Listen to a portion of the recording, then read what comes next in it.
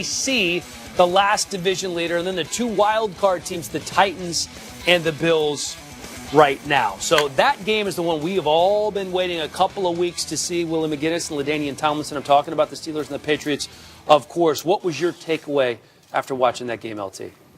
I think it's more about the Steelers and what they have going forward without Antonio Brown. I mean, that's the biggest thing to me. Now, look, they'll still be able to run the football. There's no question about it. Le'Veon Bell leads the league in rushing yards. He gets the opportunities to run the football, but more importantly, out on the perimeter. Like, you can create mismatches for Antonio Brown depending on what the defense were doing. You can move Antonio around in the slot, put him outside, and create mismatches. Now, Willie, they have nobody that can do that on that team. So to me, it makes them more susceptible to be a game plan for. It makes it easier for teams to game plan for them, knowing that Juju Smith, most of the time, might be in the slot. Martavis Bryant, most of the time, he's going to be on the outside. That could be a problem for this team. Wow. 38% of the Steelers' receiving yards is what Antonio Brown was responsible for. I don't think anybody will argue that this season he's been the best wide receiver in football. Yeah. Mac, your biggest takeaway was what? Well, the takeaway everybody should have got, that, Gronkowski is the Pittsburgh Steelers assassin. Yeah. If you've been watching these games and these matchups for the last, couple of years, you know that once you are in zone, okay, that's fine. You go to man-to-man, you better have it figured out. They could not figure it out the entire game. Sean Davis, they tried to jam him at the line. He missed. He got up in the zone quickly. Balls over the top. They tried to cover him with a cornerback. They tried to double team him at times. It didn't really matter what they did. They could not figure out how to stop Gronkowski. And I think once you're playing him and you're pressuring Brady and you want to go man-to-man across the board, you got to figure out how to stop those guys on the back end. Gronk is the matchup nightmare for most teams, especially Pittsburgh. He has his best games in his history. When you look it up against Pittsburgh, if they're going to go up there to Gillette Stadium, okay, for the AFC Championship, which everybody wants to see this rematch, they better figure out how to stop Gronk. And if they don't, they'll have the same results. Four out of the last 5 passes or plays was to Gronk in that final drive to win that game. Yeah, 3 catches for 69 yards for Gronk on that final drive. Already over 1,000 for this season.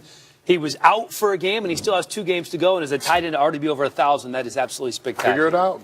Lindsay? Big non-game related news out of Carolina, where the Panthers announced that team owner Jerry Richardson would no longer be running the team. He has ceded control, they say, to the executive director of the owner's office, Tina Becker, just a day after he announced plans to put the team up for sale at the end of the season, and just 3 days after it was revealed that he was being investigated for workplace misconduct. I believe that it is time to turn the franchise over to new ownership, he wrote yesterday. Therefore, I will put the team up for sale at the conclusion of this NFL season. We will not begin the sale process, nor will we entertain any inquiries until the very last game is played. I hope everyone in this organization, both on and off the field, will be firmly focused on just one mission: to play and win the Super Bowl. I'm sure it's been an interesting day in Charlotte, North Carolina at the Panthers headquarters. Tiffany Blackman, what's the reaction been like there to this? Well, Lindsay, it has come as a surprise to many people in this organization. That includes head coach Ron Rivera, who said he was a bit taken aback, but obviously disappointed by the news. We also heard from tight end Ed Dixon today, and he said it's sad, and he can only really speak on it from a personal standpoint, the fact that, Richardson gave him an opportunity. But again, Dixon just saying that this news took a lot of people in this organization by surprise. But as you mentioned, Lindsay, now Tina Becker does take over full control of operations for the organization. She's been with this team since pretty much they came into the NFL, and she now becomes one of the highest ranking female execs in the league. She did issue a statement. She said, "These have been some of the most difficult days of my 19 years with the Panthers, but I am lifted up by the strong resolve and commitment our employees have shown to this organization." I also spoke with head coach Ron Rivera minutes after that announcement came about Becker, and he told me that he thinks it's a very good thing, that she's a solid person and knows the inner workings of this organization, Lindsay. Panthers linebacker Thomas Davis suspended for 2 games after this illegal hit on the Packers receiver Davante Adams. Adams suffered a concussion. Davis fined $48,000 for an illegal hit on Adam Humphries earlier in the season, so he was considered a repeat offender. Davis did tweet this in response to Adams calling it a dirty hit. saying, quote, "I understand your frustration, and I do apologize for the hit.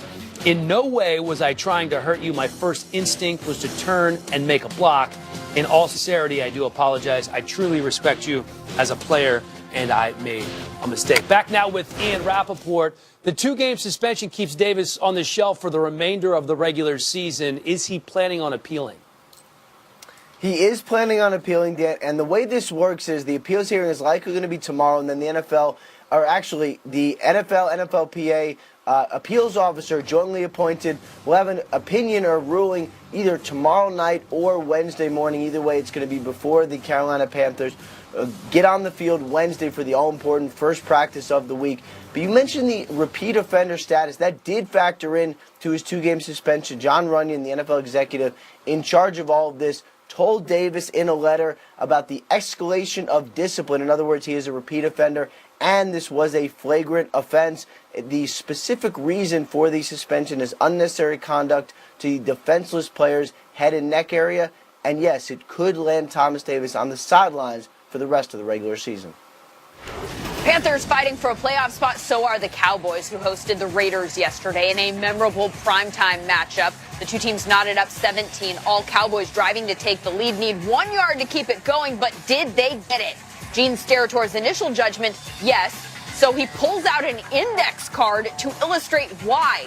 He says it's touching the marker, so the ball went far enough. First down Dallas, and the Cowboys end up kicking a field goal to take a 3-point lead. A lead that Derek Carr was looking to upend with 39 seconds left. Dives for the end zone, loses the ball. Refs end up talking this one out, decide that he fumbled the ball out of the end zone, which makes it a touchback.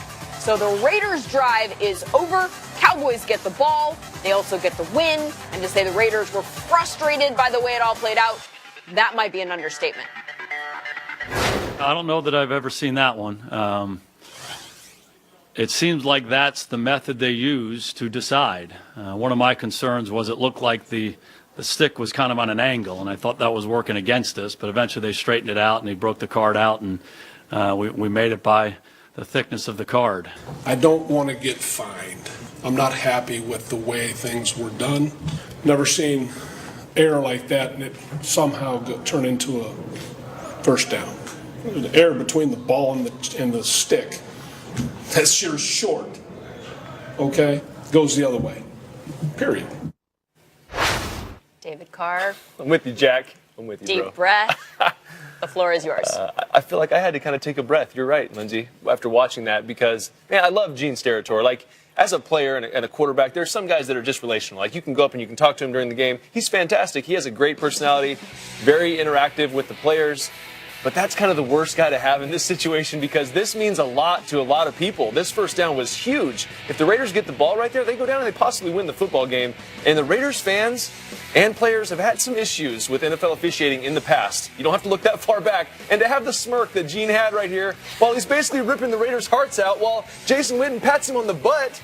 And then you got Jason Garrett saying the sticks. It's just, yeah, I feel you, Jack, with your hands up. It was just very difficult to watch. And that was only the beginning, Lindsay. Yeah, because I know you also had some strong opinions about the fumble out of the end zone being a touchback. More questions. Okay, questions. More is that a way to put it? What are some of those questions? I have a lot of questions. Like, okay, I understand. See, it's the effort thing, right? I know it's my brother, but Jesse James was in the same situation. You get down there, every player ever that's on the sideline has always reached out and tried to extend for a first down or for a touchdown, and if we fumble, we know it goes out of the end zone, or it goes out of the sideline. And you get the ball back, but unfortunately here, the player who fumbled is the only player of his team who is permitted to recover and advance the ball after the 2-minute warning. So that's the key here, right? After the 2-minute warning, this is the holy roller play, right? If a offensive player fumbles the ball and it goes forward, which it went forward, the ball should go back, if it's not recovered by anyone, to the spot, which would be about the 1 yard line. Should be Raiders ball on the 1. That's the question I have. No one's been able to give me a straight answer in the last at least 24 hours. So I'm a little shaky on that one still, but I'm going to get over it. I'll be fine. You know, what I thought was particularly impressive about your brother last night was he goes through the disappointment of that play, and then he walks to midfield and he leads both teams in prayer and then sticks around to sign autographs for kids on the field after the game. He's a better man than me. You wouldn't have done that? Maybe. I would like to hope that I would have, but he's I don't know. Maybe he had good parents. So should I not give you this index card? See, but then Gene's had Too soon? flaps on it, and it was wider, and so there's still air And the there. smirk. Still Okay. air. Leave it there. Gene's had flaps on.